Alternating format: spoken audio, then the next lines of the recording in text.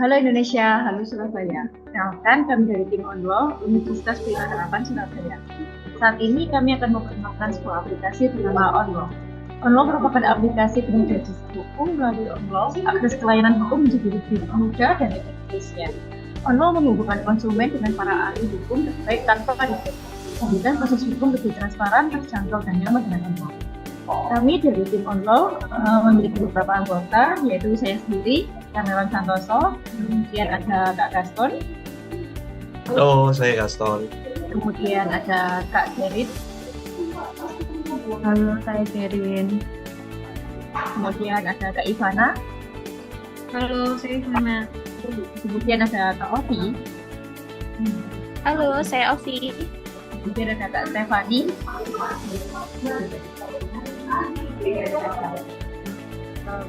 selanjutnya ada Kak Michael, Halo, saya Michael Jalitan Wijaya. kemudian ada Kak Reka. Halo, saya Rika. Begitu perkenalan dari kelompok kami. Nah, pada hari ini kami dari tim Onlaw. Onlaw merupakan sebuah aplikasi jasa hukum. Hari ini kami mau mempresentasikan apa sih sebenarnya aplikasi jasa hukum tersebut. Nah, sesuai yang di awal, anggota kami ada 8 orang ya. Nah, ini merupakan brosur awal untuk Onlaw dan di sini kami bekerja sama dengan Fakultas Hukum Universitas Pelita Harapan Surabaya untuk membuat seminar hukum dengan tema karir pada profesi kenotariatan. Nah, berikut rencana bisnis dari tim kami. Kesadaran hukum menjadi hal yang krusial dalam menghadapi dampak perubahan zaman di Indonesia. Namun banyak masyarakat, terutama di pedesaan ya, tidak memiliki akses terhadap pendidikan hukum yang memadai, sehingga sulit memahami hak dan kewajiban mereka, serta mengetahui proses hukum itu seperti apa. Nah, budaya menyelesaikan masalah secara kekeluargaan atau adat turut mempengaruhi kurangnya minat terhadap hukum formal. Jadi untuk mengatasi masalah ini, solusi dari kami, maksudnya solusi dari kelompok kami menciptakan aplikasi jasa hukum yang bernama Onlaw. Baik, terima kasih Kak Ivana. Di sini saya akan menerangkan tentang tujuan bisnis aplikasi ini. Melalui aplikasi ini, terbuka peluang baru untuk mengembangkan layanan hukum inovatif dengan bermitra dengan organisasi lain, seperti layanan keuangan yang terintegrasi untuk memberikan layanan yang lebih mudah, cepat, dan terjangkau bagi klien. Komunikasi antara klien dan pengacara pun menjadi lebih lancar, dan informasi hukum yang relevan dapat diperoleh dengan mudah melalui aplikasi ini. Dengan menyelaraskan tujuan bisnis dan sosial, aplikasi jasa hukum dapat menjadi bisnis yang berkelanjutan dan memberikan manfaat yang besar bagi masyarakat. Alasan memilih bisnis ini yaitu dengan teknologi dan permintaan layanan hukum yang meningkat, bisnis aplikasi jasa hukum menjadi langkah strategis. Aplikasi ini memudahkan akses layanan hukum melalui perangkat mobil atau komputer, termasuk konsultasi online dan pengajuan dokumen. Inovasi terus dikembangkan untuk meningkatkan efisiensi dan menyesuaikan dengan kebutuhan pasar. Bisnis ini memiliki potensi pendapatan besar karena permintaan layanan hukum yang selalu tinggi. Kemudian untuk perspektif dari aplikasi ini, Indonesia kan memiliki banyak sekali jadi lebih dari 20 juta jiwa. Ini menawarkan pangsa pasar besar untuk layanan hukum, terutama dengan kebutuhan kelas menengah yang meningkat. Keterbatasan aplikasi hukum saat ini membuka peluang untuk pemerintah. Infrastruktur teknologi yang berkembang memungkinkan akses hukum secara online, sementara tingkat membuat masyarakat semakin sadar akan pentingnya hukum dalam kehidupan sehari-hari. Namun banyak masyarakat termasuk yang dari lapisan bawah yang tidak mengetahui hak mereka cara mendapatkan bantuan hukum. Contohnya dengan data kecil yang ditertibkan oleh Satpol PP tanpa ketentuan. Banyak masyarakat termasuk yang berada di lapisan bawah seringkali tidak mengetahui hak mereka dan cara mendapatkan bantuan hukum. Contohnya tanda kecil yang ditertibkan oleh Satpol PP tanpa ganti rugi mengalami kerugian yang signifikan pada usaha mereka. Dalam situasi seperti itu, aplikasi jasa hukum dapat menjadi platform bagi masyarakat melaporkan pelanggaran hukum dan mendapatkan pendidikan hukum. Nanti keterampilan teknologi yang semakin meningkat, masyarakat dapat hukum dengan komunitas online untuk berbagi informasi dan pengalaman hukum. Harapan kami dengan aplikasi ini dapat meningkatkan partisipasi masyarakat pada wawasan dan mengerti hukum. Kemudian untuk analisis data dari aplikasi ini kita menggunakan tim partner, yaitu perlu berkolaborasi dengan lembaga pendidikan, asosiasi profesional, perusahaan asuransi atau keuangan, dan perusahaan teknologi untuk memulus jangkauan, meningkatkan kredibilitas dan memberikan nilai tambah dengan akses langsung ke partner baik. Aplikasi ini dapat menyediakan konsultasi hukum bagi semua lapisan masyarakat.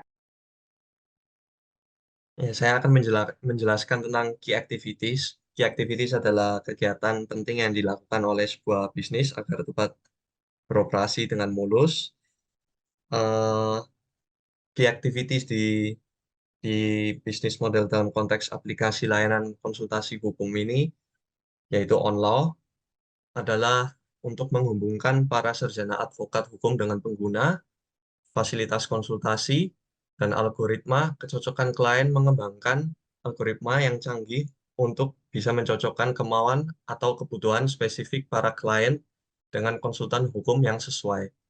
Resource untuk aplikasi online yang pertama terdiri dari sumber daya manusia yang terdiri dari tim pengembang yang berisikan developer web, desainer web untuk membangun dan memelihara aplikasi. Lalu yang kedua ada tim legal yang memiliki para ahli hukum yang akan memberikan konsultasi dan menjawab pertanyaan para pengguna aplikasi online. Lalu ada tim customer support untuk membangun pengguna dengan pertanyaan dan permasalahan teknis. Lalu yang berikutnya ada sumber daya teknologi yang terdiri dari platform aplikasi, infrastruktur cloud, sistem keamanan, dan sistem pembayaran. Lalu berikutnya ada sumber daya konten yang terdiri dari basis pengetahuan hukum, artikel dan blog, dan video dan tutorial. Dan yang terakhir, key resource yang terakhir ada sumber daya pemasaran yang terdiri dari strategi pemasaran untuk menentukan strategi pemasaran yang tepat untuk menjangkau target pengguna, kehadiran online, membangun website dan akun media sosial untuk mempromosikan aplikasi, lalu kampanye promosi untuk menjalankan dan meningkatkan awareness dan pengguna aplikasi online. Dalam bisnis model Canvas, channel itu merupakan sebuah komponen penting ya. Jadi semacam saluran distribusi untuk menghubungkan antara produk atau layanan jasa kami itu dengan pelanggan. Jadi untuk aplikasi jasa hukum ini, saluran distribusi yang efektif kami rasa dapat mencakup platform online seperti website, aplikasi kemitraan juga, serta jaringan profesional seperti nantinya akan diadakan seminar, workshop, dan konferensi hukum. Jadi kami berharap dengan saluran distribusi yang tepat, aplikasi jasa hukum kami dapat menjangkau target pasar secara efisien dan menyediakan layanan yang lebih mudah diakses oleh klien. Selanjutnya ada value proposition, yang merupakan tempat digunakan penyedia layanan kepada konsumen yang membutuhkan jasa konsultasi hukum, jasa pengacara, jasa dosen hukum. Produk dan manfaatnya mengatasi permasalahan hukum yang dibutuhkan dalam memberikan edukasi kepada konsumen yang ingin mengerti lebih jauh tentang hukum. Keunggulan produk kami adalah memberikan layanan yang terbaik, akses cepat, dan mudah. Selanjutnya ada customer segment. Suatu bisnis harus teraplikasi segmentasi konsumen yang sesuai, sehingga dengan adanya hubungan mengenai penjelasan tersebut, maka aplikasi konsultasi jasa hukum ini meliputi konsumen dengan analisis sebagai berikut. Yang pertama, kisaran usianya 18 hingga 80 tahun yang meliputi remaja, dewasa, hingga usia lansia, dan terdiri dari konsumen laki-laki dan perempuan, dan terdiri dari middle class dan upper class. Kemudian customer relationship, ya, digunakan untuk membangun hubungan baik dengan customer, meningkatkan customer relation, memberikan panduan, serta untuk mengantisipasi permasalahan yang mungkin akan datang ke depannya. Kostruktur. Kostruktur merupakan kegiatan pemerataan atau penempatan biaya kepada aspek-aspek yang berperan penting dalam keberlangsungan suatu bisnis. Kostruktur memiliki fungsi penting dalam perkembangan perusahaan. Hal ini digunakan dalam efisiensi cost management sehingga dapat membantu bisnis dalam cost saving dan mengantisipasi resiko kerugian. Cost struktur dibagi menjadi beberapa jenis, yaitu yang pertama, biaya tetap, biaya yang biasanya dikeluarkan secara tetap dan teratur. Yang kedua, biaya variabel, biaya yang harus mengalami perubahan sesuai dengan jumlah hasil produk yang didapatkan oleh perusahaan. Yang ketiga, alokasi biaya. Proses menganalisis biaya yang keluar, mengumpulkan biaya dan aset, hingga melakukan objek biaya secara lebih tepat. Yang keempat, pengumpulan biaya. Suatu pengelompokan biaya individu yang akan dibuat alokasi biaya dengan tepat. Berikut analisis biaya dari Onlo aplikasi yang kita sudah analisis sebagai berikut sesuai tabel berikut. Berikut analisis biaya dari kami. Di sini kami punya biaya usaha, itu terdiri dari sewa bangunan, biaya listrik, biaya air, internet ataupun wifi, upah administrasi, dan upah programmer. Karena kami merupakan jasa aplikasi ya. Untuk cost per month-nya itu sekitar di 10.670, dan untuk cost per year itu sekitar di 128 juta. Nah, selain ada biaya tetap, kita juga mempunyai variable cost, di mana ada biaya penyusutan. Nah, di sini ada biaya penyusutan di interior ruangan, ada komputer 2 unit, HP 2 unit, meja dan kursi ada 2 set. Nah, menurut harga perolehan kami di kisaran 18.500.000, dan untuk biaya penyusutan sendiri kami sesuaikan dengan umur atas aset tersebut. Jadi kurang lebih di 3-5 tahun untuk biaya penyusutan. Boleh next? Oke, kita lanjut pada bagian yang terakhir, penutupan daripada presentasi ini, yaitu revenue stream.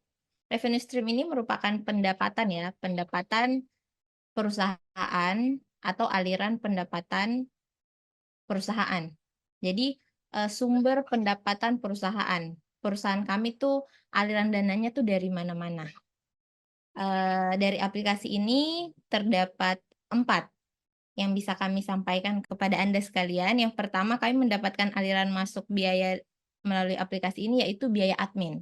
Pemasukan dana perusahaan yang merupakan biaya yang dibayar oleh semua konsumen, pelanggan, atau klien saat pertama kali mendaftar pada aplikasi selesai membuat akun dan login. Yang kedua, biaya jasa.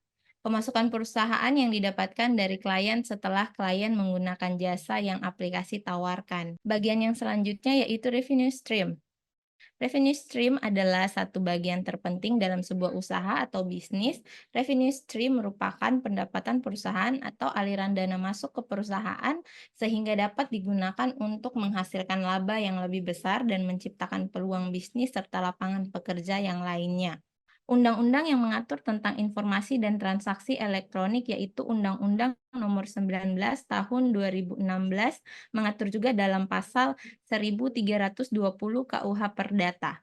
Berikut sumber pendapatan aplikasi jasa Onlo. Sebagai berikut, yang pertama yaitu biaya admin.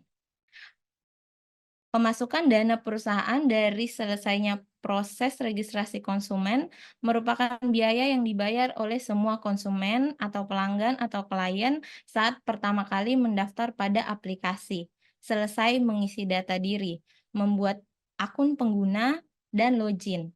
Maka biaya yang harus dibayarkan bernilai 50.000 per akun. Yang kedua, yaitu biaya jasa. Biaya jasa konsultan hukum, bimbingan skripsi atau tesis, jasa lawyer, jasa dosen, jasa guru privat, dana atau pemasukan perusahaan yang didapatkan dari klien setelah klien menggunakan jasa aplikasi, biayanya beraneka ragam, mulai dari 1 juta sampai dengan 500 juta, disesuaikan dengan kebutuhan konsumen. Yang ketiga yaitu biaya layanan, biaya yang didapatkan oleh perusahaan, yaitu komunikasi antara klien dengan perusahaan atau antara klien dengan mitra perusahaan. Misalnya salah satu klien dalam kondisi yang urgensi mendapatkan suatu permasalahan dan klien mau secepatnya berkonsultasi langsung dengan para mitra atau jasa layanan hukum yang disediakan oleh perusahaan melalui aplikasi. Maka klien tersebut dapat langsung memilih ingin berkonsultasi dengan pengacara atau tenaga hukum lainnya yang tersedia pada aplikasi. Tetapi sebelum melakukan chat atau telepon, terdapat biaya dan durasi berapa lama saat berkonsultasi antara klien dan penyedia jasa, yaitu 100.000 per 15 menit. Yang ketiga yaitu biaya layanan. Dana pemasukan perusahaan yang ketiga yaitu biaya layanan. Pendapatan perusahaan yang lainnya adalah biaya layanan, yaitu komunikasi antara klien dengan perusahaan atau antara klien dengan mitra perusahaan.